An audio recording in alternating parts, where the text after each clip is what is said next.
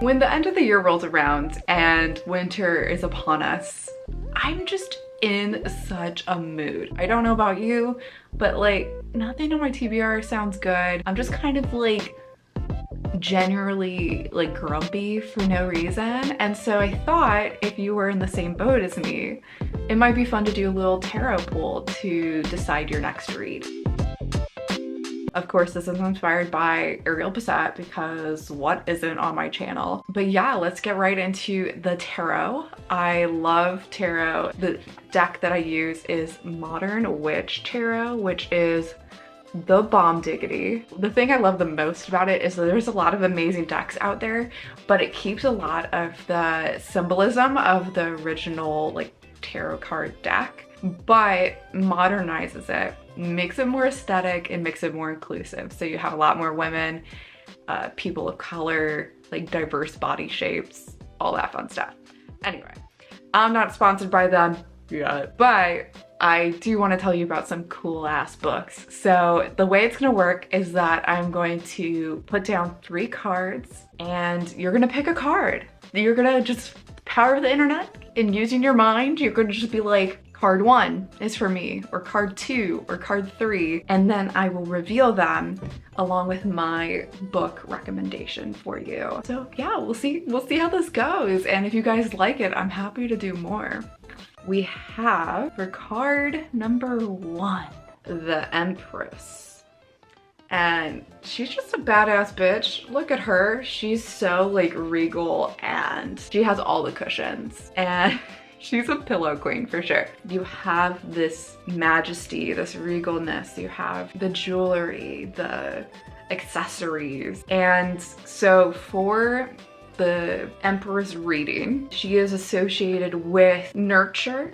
She's associated with ideas and creation and the process of like helping manifest an idea, if you will, like nurturing from like a little kernel of a thought into a full-blown creation. And so with that in mind, that made me think of Ignore Everybody and 39 Other Keys to Creativity by Hugh McLeod. So I had never heard of this book before. I had never heard of him. And it's just like a nice little book, super readable, super easy. You got good size font, good margins, and you get his drawings and illustrations, if you can see. And it's just a really nice refresher, reminder that, you know, in this world where so many of us want to be creative, make art, have a hobby, but also make money, like just some good ass advice from a person who's been there. He has a kind of an interesting backstory as well.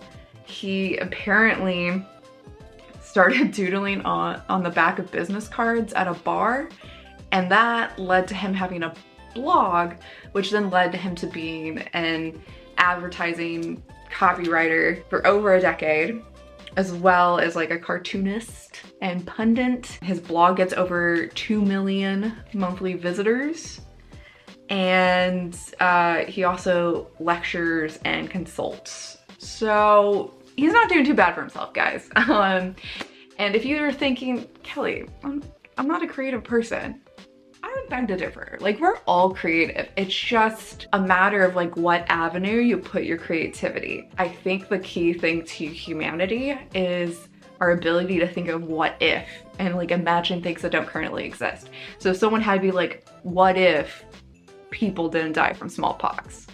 What if there was a vaccine? What if there's a more efficient way to do dishes? Like, whatever it is. And this card really suggests leaning into that. And so even if you're dubious, I would give it a shot. It's a really simple read. It is, let's see, 156 pages. It's probably like 100 pages if you take out all of the like cartoons and doodles.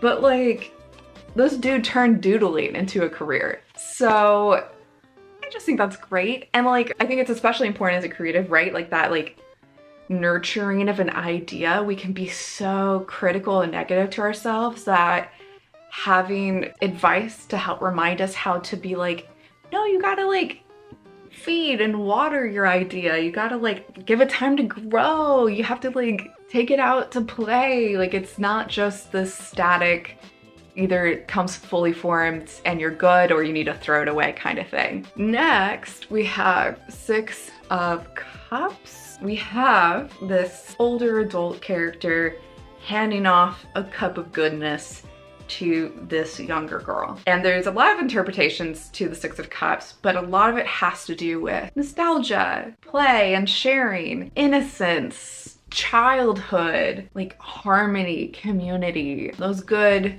watery feelings for those who are familiar with the elements related to the cups. And so it took me a moment because that's a very unique genre that I don't read a whole lot, I realized. But then I thought of Anne of Green Gables by L.M. Montgomery, and that it fits the assignment so well. It's all about coming of age and the relationships between these characters, Anne's beautiful imagination and naivete, and like L.M. Montgomery's nostalgia for that area and for her childhood just bleeds through. Like it's like the love in it is really evident on every page. And so I think that is just a lovely Six of Cups read for you. Yeah, and you get to see what it's like to share dreams with others, share ideas,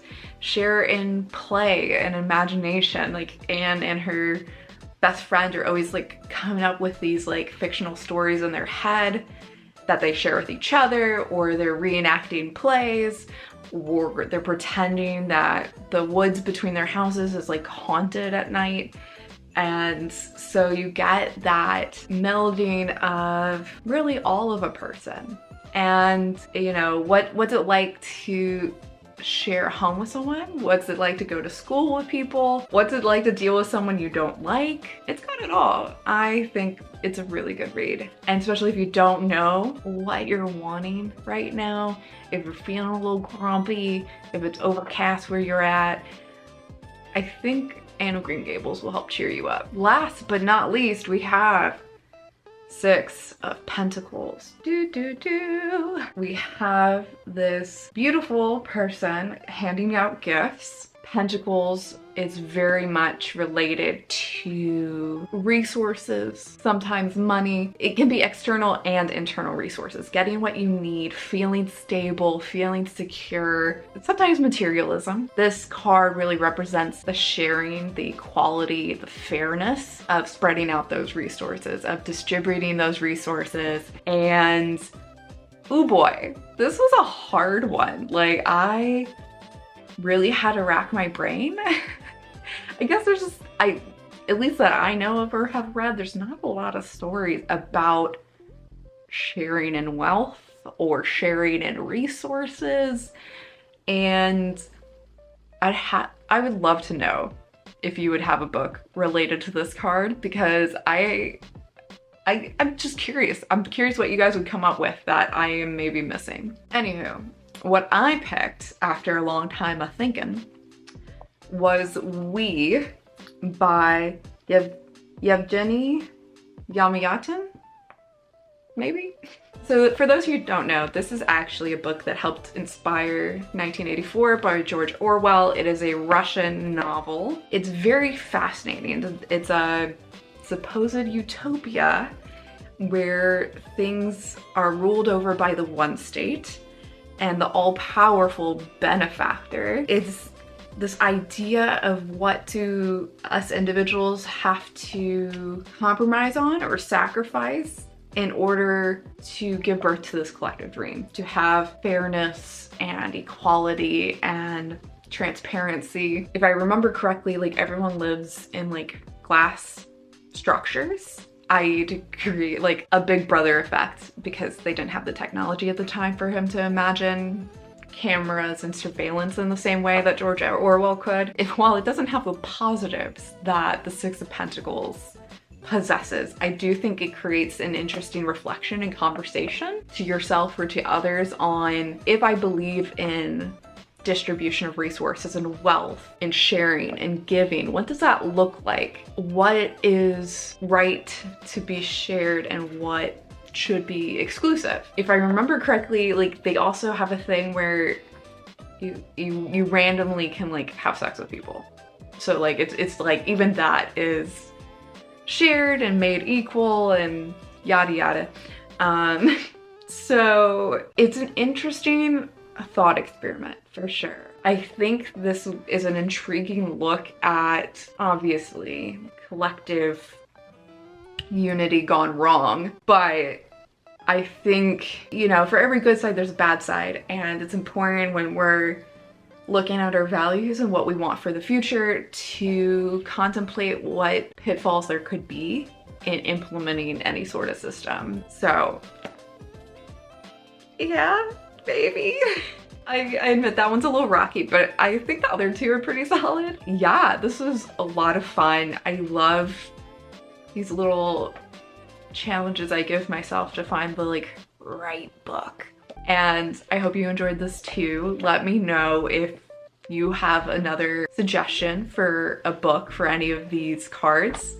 Let me know what you think of the card you picked and the book that is recommended for you. And if you read it, definitely come back and let me know. And like and subscribe, and I'll see you next time. Bye.